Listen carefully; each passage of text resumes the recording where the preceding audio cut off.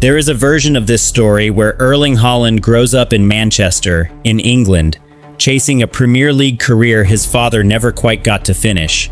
That version never happened, and the reason it never happened is a single knee injury that ended one man's career and quietly rerouted his son's entire life.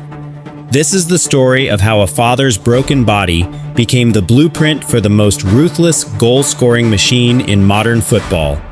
Welcome to Football Detailing, and let's get started. Erling Braut Haaland was born on July 21, 2000, in Leeds, England.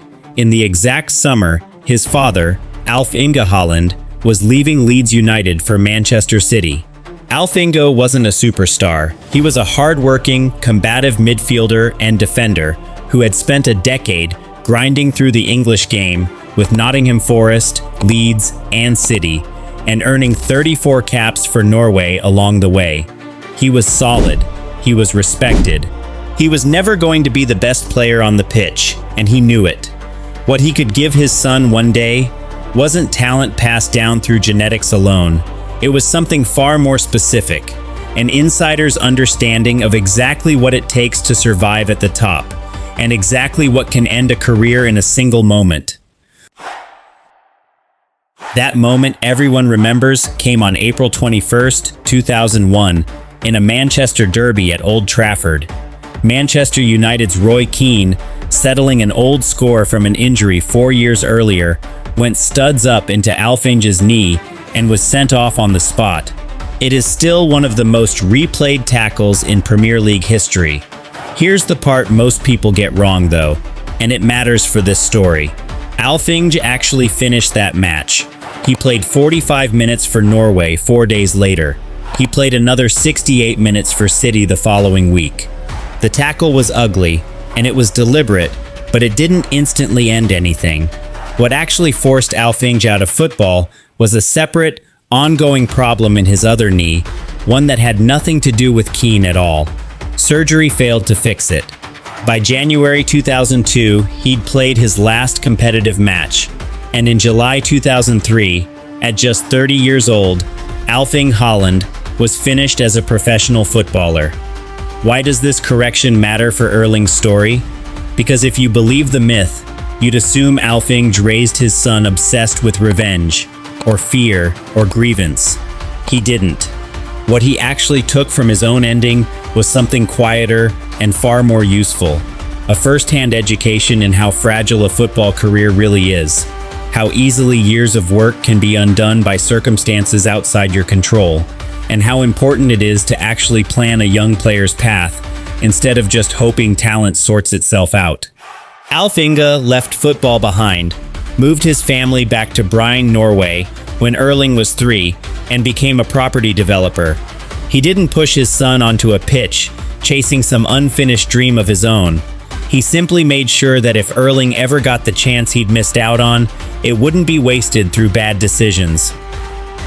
Erling started at Bryne's academy at 5 years old, the same club where his father had come up decades earlier.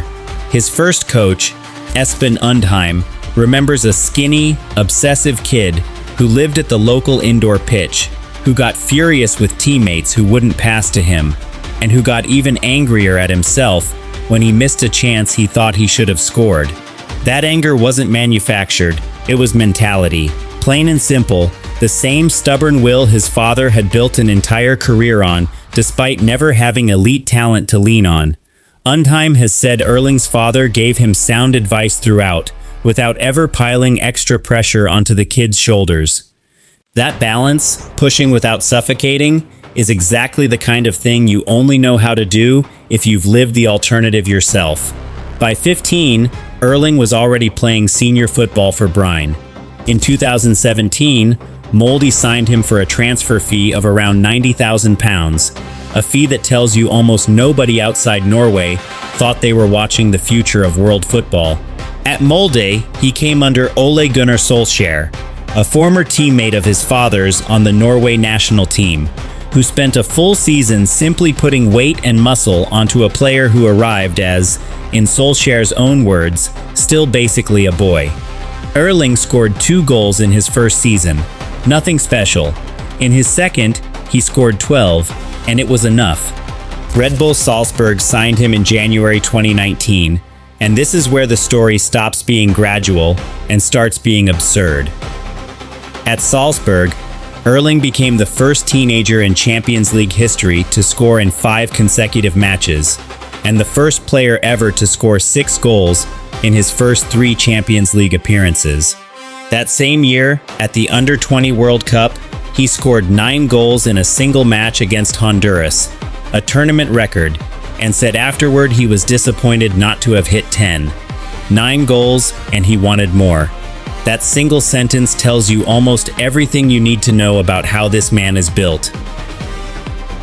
In January 2020, Borussia Dortmund paid Salzburg's €20 million release clause. Erling came off the bench in his debut, played 56 minutes, and scored a hat-trick. And he went on to become the fastest player in Bundesliga history to reach 50 goals, doing it at 21 years old in just 50 appearances. Teammates at Dortmund included a young midfielder named Jude Bellingham, who would go on to have his own remarkable career, but even alongside him, Erling was the one defenses feared most. Then, in 2022, Manchester City paid roughly €60 million to bring him to the Premier League, the exact same club his father had once played for after leaving Leeds. Erling scored a hat-trick on his all-competitions record with 52, on his way to winning the treble in his very first year in England. He has now won the Golden Boot in 3 of his 4 seasons at the club, and in January 2025, City handed him a contract extension running through 2034, the longest deal in Premier League history. It took him just 111 league matches to reach 100 Premier League goals, faster than anyone who has ever played the competition. None of this happened by accident, and none of it happened only because of raw talent either. Look at the pattern in his career, and you'll notice something his father clearly understood better than most. Every single move was made for development, not for money or headlines. Bryne to Molde, where he could actually play first-team minutes under a trusted coach instead of rotting on a bigger club's bench. Molde to Salzburg, a club with a track record of turning promising strikers into the finished article before selling them on. Salzburg to Dortmund, another club built specifically around developing and showcasing young talent on Europe's biggest stage.